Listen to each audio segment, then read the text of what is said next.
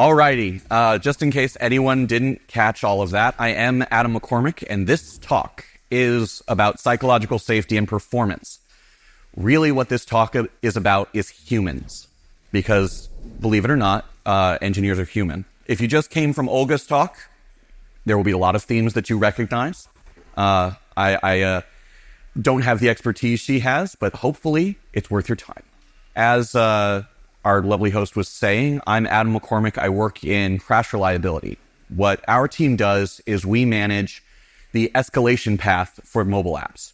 Now, that's not particularly relevant to this talk, except to say that what we deal with every day is human pain.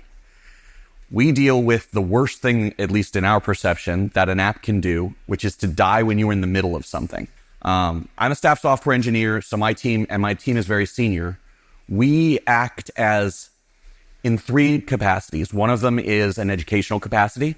One of them is building the systems that detect problems. And the last one is we're the escalation of last resort.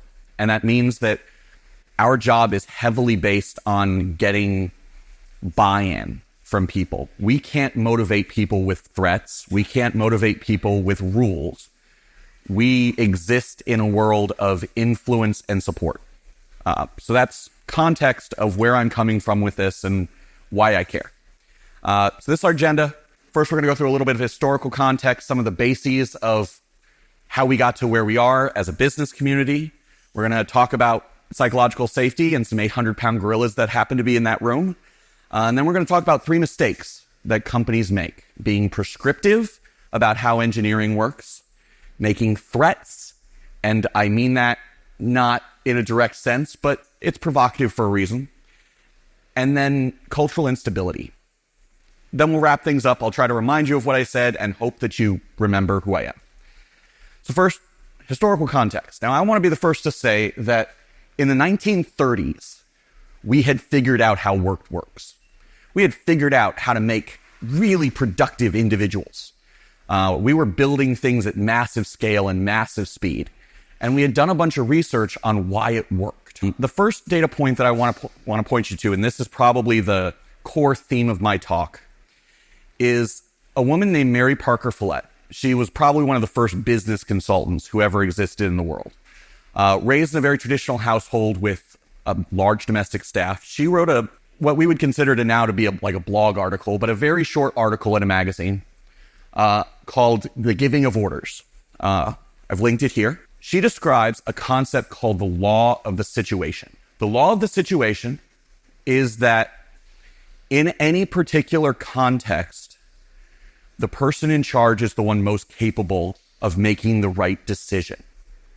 If you run a large household, you don't tell your chef how to cook your meat. If you run a large business, you shouldn't be telling your engineers how to write software. Your job is support. Your job is consultancy. What I think Ms. Follett hit on here is the idea that when you let the situation drive the conclusion, we all become peers. It becomes a collective approach to solving problems. That's what I hear that's what I think of with the law of the situation. And as we bring that forward, we get one of the big thinkers who ended up driving a lot of the good and the bad of how we look at performance and psychology in business, Elton Mayo. He did a bunch of pioneering work. You might know of the Hawthorne experiments.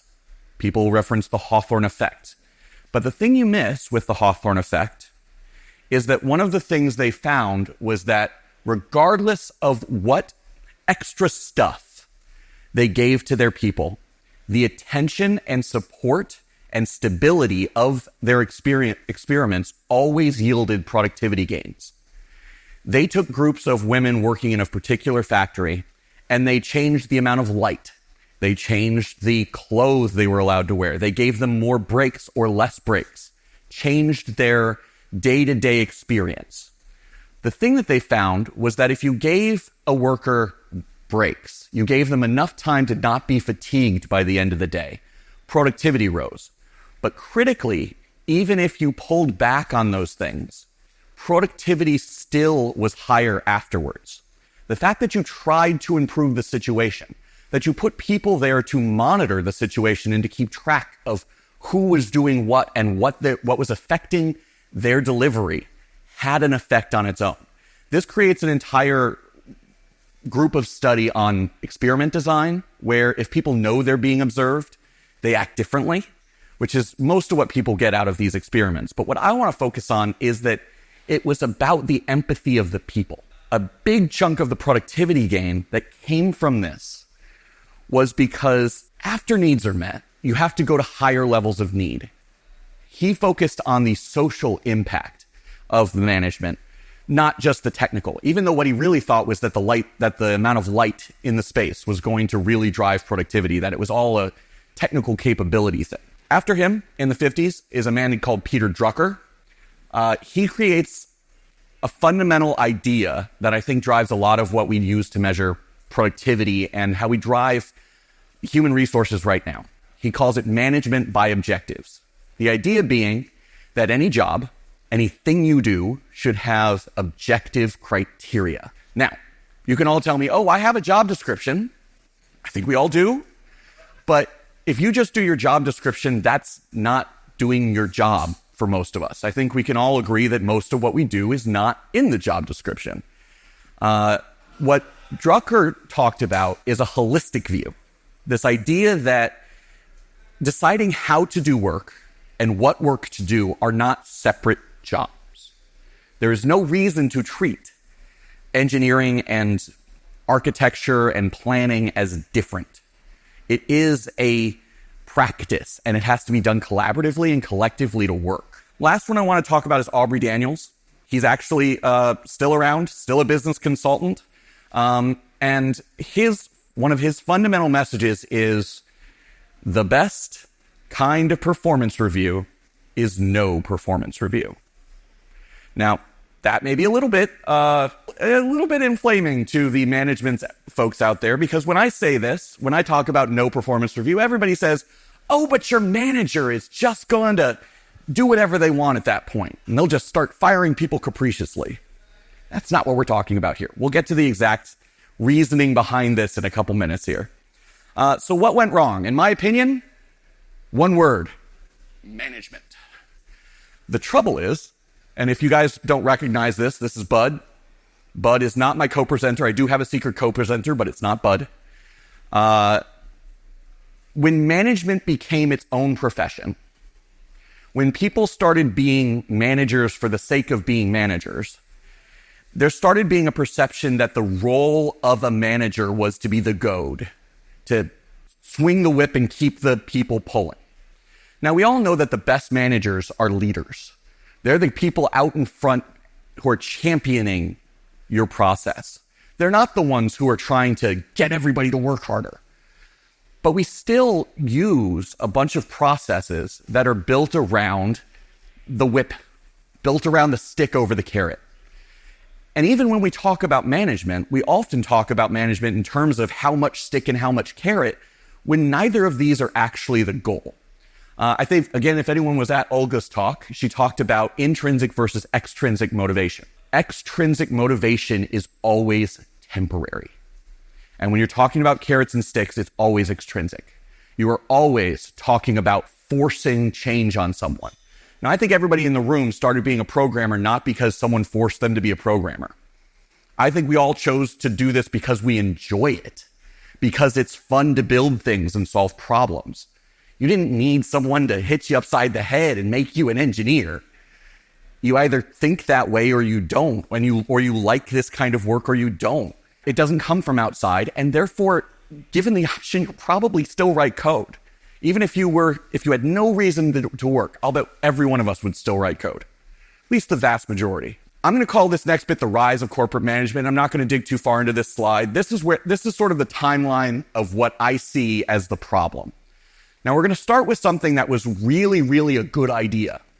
Scientific management was coined right around World War I, and it was the basis of you should actually study how people manage people. I think we can all agree that's a good idea. But the trouble is, when you start saying there should be a science behind it, people start thinking there should be a solution. And as you start coming up with sellable ideas for how to do it, when you start coming up with stack ranking, I'm sure you're all familiar with stack ranking. The very first usage of stack ranking was in 1917 during World War I in order to figure out which soldiers needed help. Now, it wasn't used to evaluate those soldiers. It was used to allocate resources to those soldiers. It worked, but it was too easy.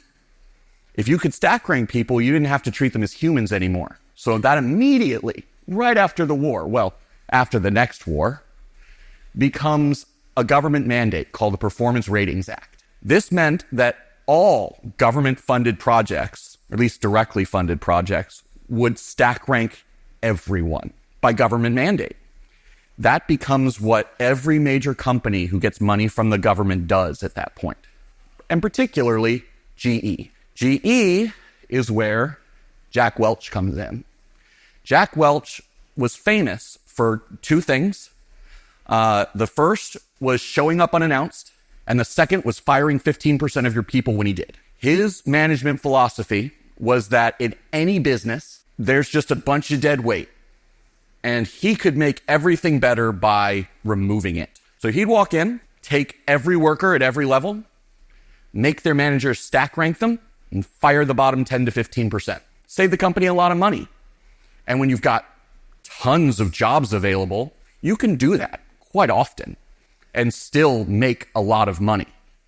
But here's the trouble. You're threatening people. And the response to that holistically is that you've got to pay me a lot more to work for a company that does that.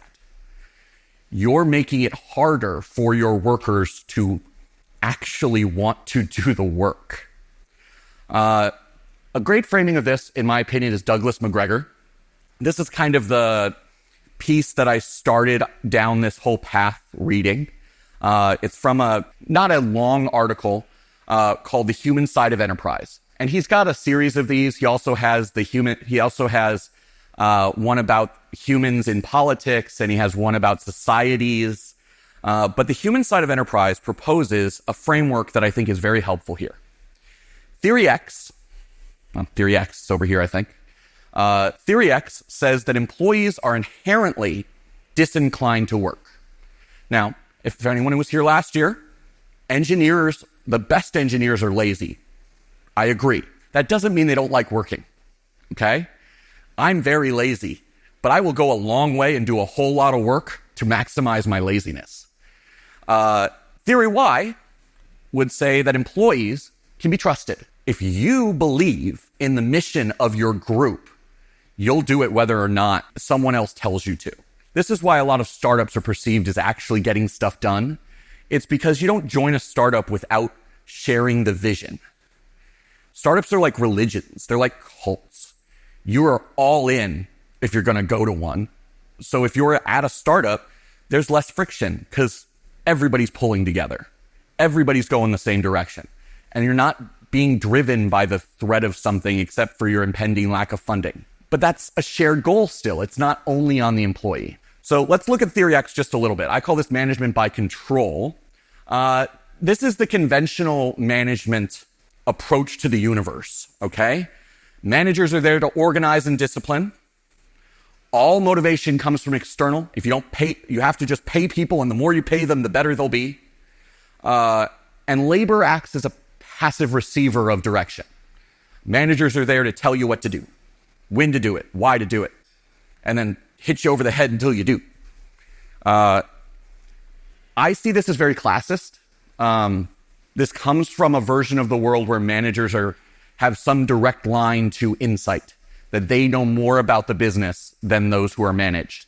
And it's at every level. It's that directors know more than managers. It's that VPs know more than directors. And yes, a VP at a company generally has a lot more breadth of experience and knowledge, but that doesn't mean that they have a direct line to the gods. You know, all of us are fallible, and we each have to see those edges. The law of the situation has to win. For anyone who's not familiar with it, I included it here because it's a classic for just about every engineering presentation ever. This is Maslow's hierarchy of needs, turned into a convenient little picture. McGregor formulated his theory based on Maslow's hierarchy.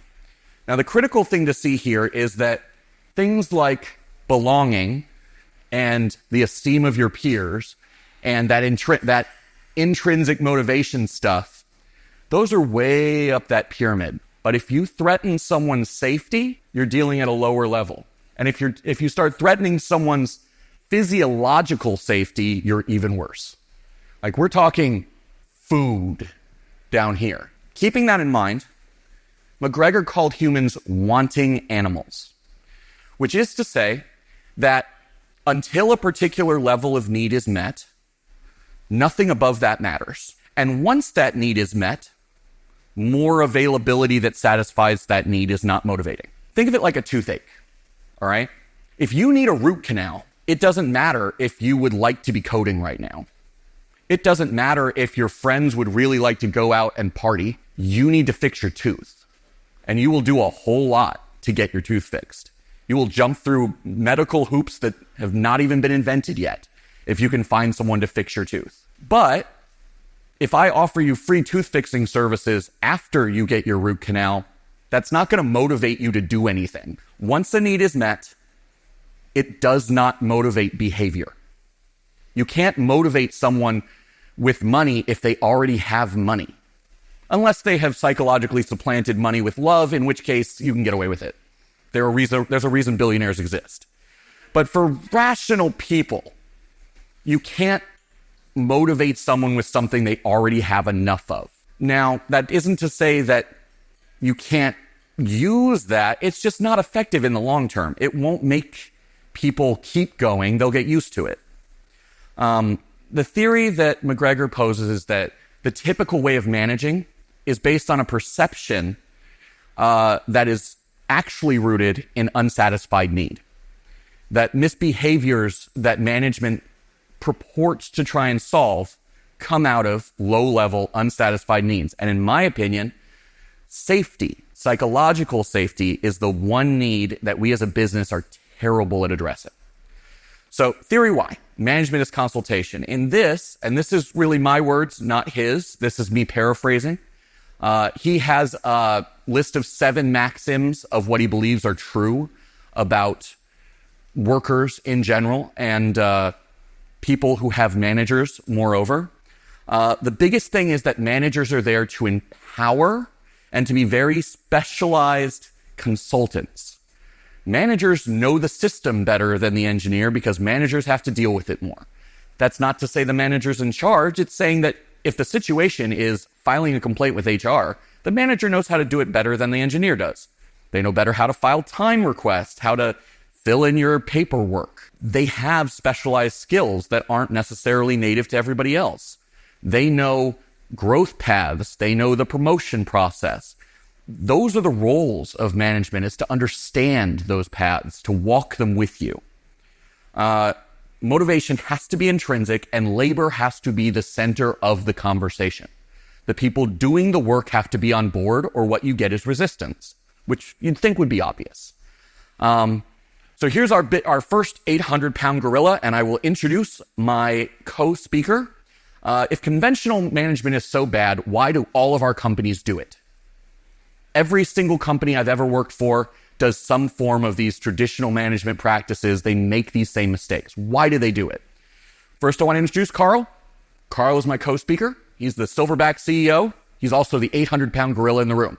For anyone who voted elephant, I'm sorry, you were wrong. Carl's here to answer hard questions because that's what he's good at. No one questions the 800-pound gorilla. Dogma isn't science. We do these things because we happened to do them. They weren't all put in there intentionally. They weren't all the result of someone planning it or thinking it was a good idea. A lot of business happens evolutionarily. The current dogma isn't right just because it's the status quo. That's not to say progress is always right either. Change for the sake of change doesn't make anyone more stable or more secure, but we have to be willing to look at what we think is normal and question it, or we won't move forward. So what's the alternative? This is where I want to talk about psychological safety. I'm going to skip through these fairly quickly because we've been over a few of these concepts. But here's a number I want you to keep in mind, and one that I'd love for every single one of you to take home and show to the VPs and executives in your lives. Mental health is a $2.5 trillion problem. This is just productivity loss because of stress, anxiety, burnout, overwork, lack of accommodation. This is what we are losing because we are following the wrong rules. Now, I've got a source for here. I've got QR codes. Again, all the slides are actually up on Whova if you want to go download them and read them for yourself. But if you just want one or two, the QR codes are always there. Just quick reminder, this is Maslow's hierarchy, okay? What drives people is all up here. It's all in the esteem, love, and belonging area. This is where motivation lives. This is safety. If you don't have safety, all the motivation in the world means nothing. So what drives people? Purpose, autonomy, and mastery. Now, if you were just in Olga's talk, turns out we were talking about a lot of the same things. She's got different words. Autonomy, we agree on. Everybody should be able to do what they need to do in the way that they are best capable of figuring it out. That one's not usually an argument. But what we lose often is purpose and mastery. We don't guarantee growth or show what the path is for growth. And we don't guarantee that you will agree with what you're doing. Because we've forgotten about the law of the situation, we don't empower you to say this is a bad choice. Business, on the other hand, is driven by actually pretty laudable goals. They need visibility into every process. You have stakeholders, they need to know what's happening. They want consistent delivery. They need to know that you're going to be able to produce something of value that they can sell on a regular basis. And they need that thing to be valuable. There is a perception, the Theory X of the world, that says these things are in contradiction to human needs, that they will always be at odds. I say, your company really might care. They really might. But Carl's going to make a point for me here. There are companies like Meta, I believe, that do really thoughtful versions of these things. Really thoughtful reviews, 360, calibrated, remove as much bias as you possibly can from that process, make it lightweight, try to make it not antagonistic. But at the end of the day, they still stack rank everybody. There are a broad spectrum of approaches to reviews, to how to do the stack ranking, how to make it more fair and less biased. But at the end of the day, if you're making your people compete with each other or justify their existence every year, you're threatening them. You're making them less psychologically safe, so it doesn't matter what you do to motivate them. The drivers, in my opinion, are not in conflict, though. There are ways of marrying these two things, and most of it comes down to that same trust. We have to look at the human part. Now we're going to go into the specific mistakes. I've tried to build these into a couple groups of examples. I'm going to be a little bit liberal with some of my phrasing here because I'm not an academic. I don't know exactly what all of the cool kids are calling these things right now. But the first one I'm going to talk about is prescriptivism. You might know what literary prescriptivism is, or linguistic prescriptivism. This is when guys argue in the comments section about whether you should use the Oxford comma or not, or the use of prepositions at the end of a phrase. You know, it's very much a academic debate. But while linguistic prescriptivism doesn't get a great bag, we still love engineering prescriptivism. Now, you can see I've ripped off Cambridge's dictionary definition there, so it's a little adapted.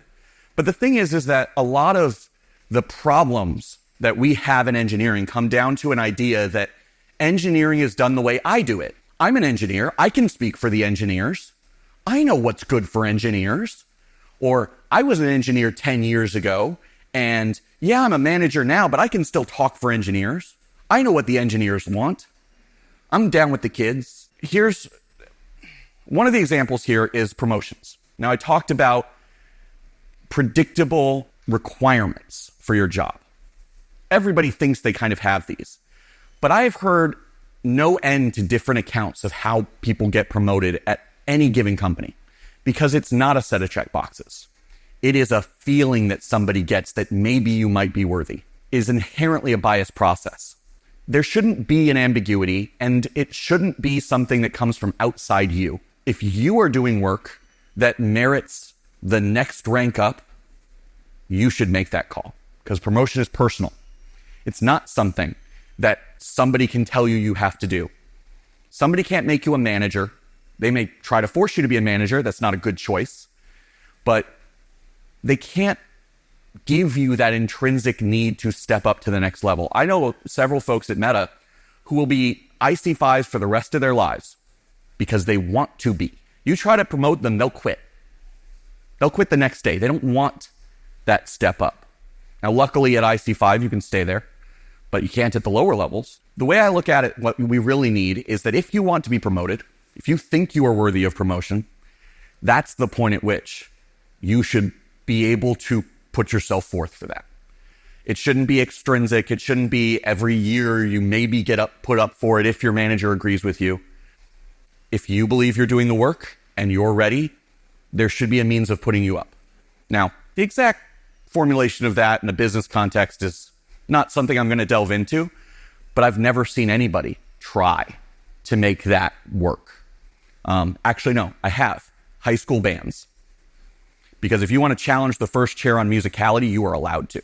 Now, I still would rather it not be a competition, but at least it's self-directed. No one's going to make you try out for first chair. Another one, and this is maybe specific to Meta. I don't know how many other companies do this. Forced progression.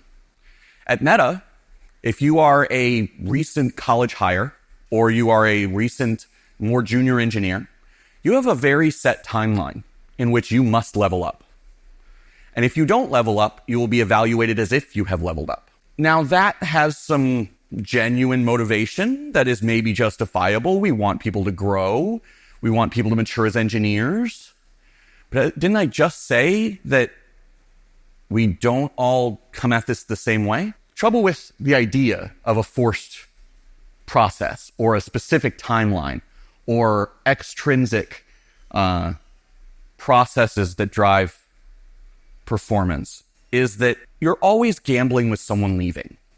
Would you rather fire someone, pay twice as much as you pay that person a year to hire someone else, and not get a known quantity? This is the old bird in the hand idea. You're going to throw two birds in the bush to try and go fetch something better. And you're going to roll the dice. This is straight off ladders. I hope that everybody is familiar with ladders. If not, please go get familiar. It will help you in all of your professional contexts. And the letters don't come through so great, so I'll talk through them here. First one up here is basically college hire. Next one, junior engineer. Everything below that, senior engineer and above. Okay? Trouble is, if you're a new grad, you're expected to be in that junior engineer category in 2 years. Maybe it's going to take you 5. Maybe it's going to take you 2 months. Maybe you walked out of college a junior engineer. Maybe you walked out of college a senior engineer. I don't know. There are savants out there. But not everybody's going to fit this timeline. I wasn't at the senior engineer level until I had been working for at least 8 or 10 years. I would have been fired under this scheme. I like to think I'm pretty good at what I do. I've been doing this 20-something years. But this still wasn't my timeline. I think a system that wouldn't support me probably doesn't support a lot of other people. I like to think I'm pretty good at what I do. I work at Meta, after all. I've been doing this a long time.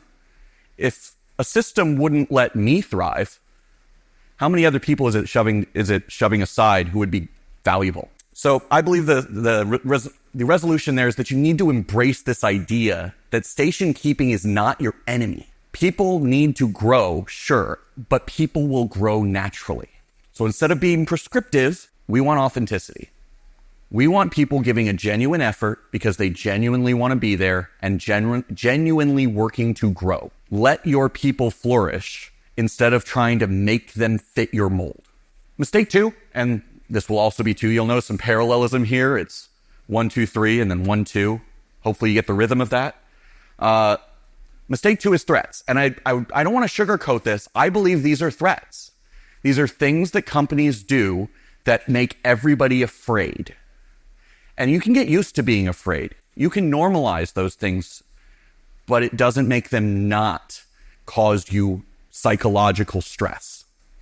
And most of these are done for supposedly transparency reasons. Some of them are legally mandated for transparency reasons. I can't fix that overnight, but I can advocate against it. First one is layoff announcements. If you're working at a company and they say in 6 months, we're going to lay off 15% of you, what have they earned? My opinion is they just made everybody in the room fear for their jobs, turned everybody into competitors. Nobody's going to help anyone for that 6 months. And at the end of that 6 months, you have to be left asking, when's the next one? We called it the biennial meta games, and may the odds be ever in your favor. It was the least productive time in the history of my company when they made layoff announcements. And it was months before they went through with those layoffs. But here's the thing. Layoffs still have to happen. There are going to be layoffs. There's going to be reasons to downsize. Layoffs are still going to happen. Just don't hold the sword of Damocles over people's heads. Be clear. Embrace the hard conversation.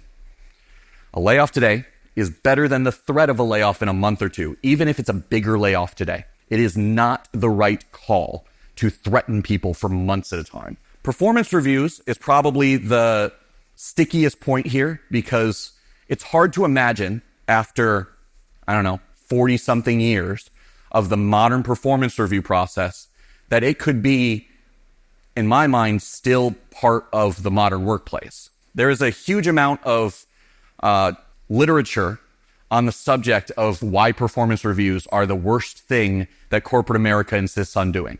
It's not a small amount of knowledge. It's not really even a contest.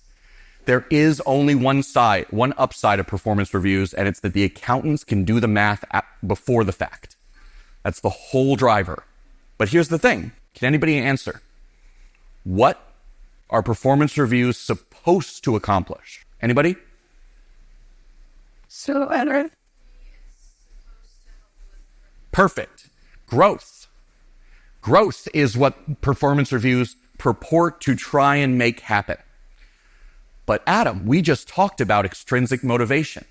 Isn't a performance review always an extrinsic motivator? Aren't we always going to be saying, you need to do better? As a carrot or a stick, we're saying that with the implied threat of if you don't. There are a lot of common rationales. Growth is the biggest one, in my opinion. We also talk about them in terms of promotions. Now, I've said I don't think promotions should be tied to an annual review process. That is too much ambiguity. Are you going to be put up for promotion or not? You have to argue with your manager about whether you're up for promotion. I don't think that's rational. Identifying poor performers is often one of the rationales here. Rewarding good performers, another extrinsic motivation. And distributing the limited budget. This is where the accountants come in. See, the thing is that at every company, especially every publicly traded company, the accounting group and the board of directors say, we're going to put this amount of money towards raises this year. And somebody has to decide how that goes out to everybody. Somebody has to go through the list and say, this guy gets this much, this guy gets this much. Now, here's the thing. If everybody did their job, imagine a world where everyone is actually robotic automatons and everybody just does exactly their job, right? Under just about every HR system in the world right now, 15% of those robots are still underperforming.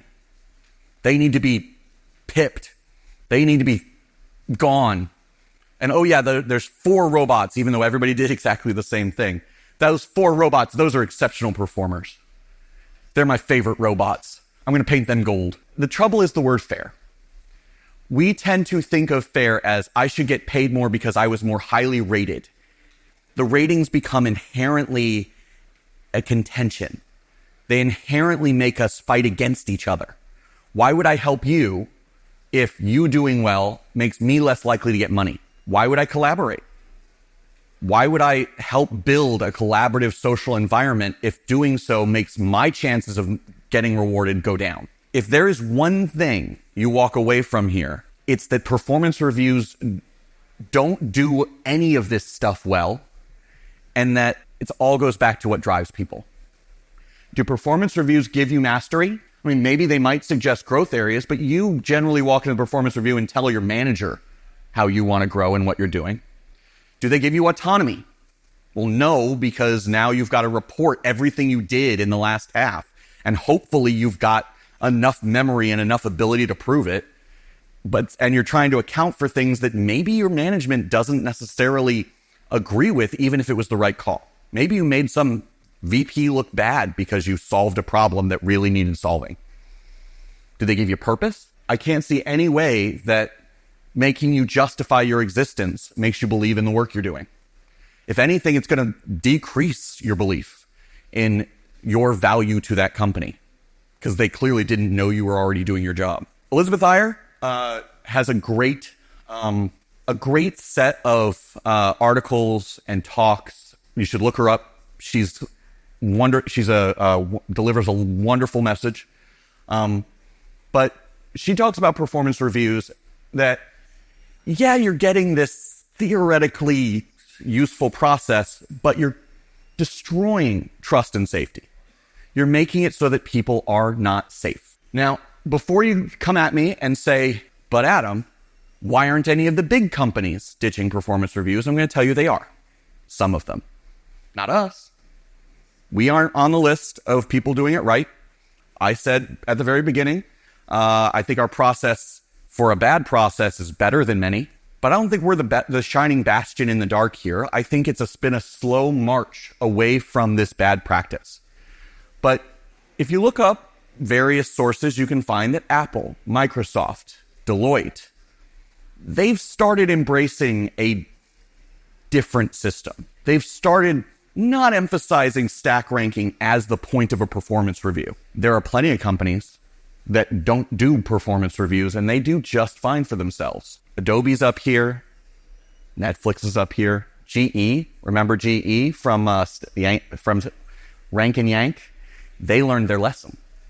They don't do performance reviews, not annualized stack rank based performance reviews. All of this has to be based on growth. Further reading, I'm not going to make you read all this. I didn't QR code all of it, but again, all available in the slides. There's a lot of research here, and it links to even better research about why performance reviews are the core problem here. And I'm going to get off my soapbox, stepping down. It's okay. Here's one that I do want to answer, though. If you don't have performance reviews, how do you deal with the freeloader problem? We all know coasters. We all know people who are just there for the paycheck for whatever reason. Carl's back with some knowledge.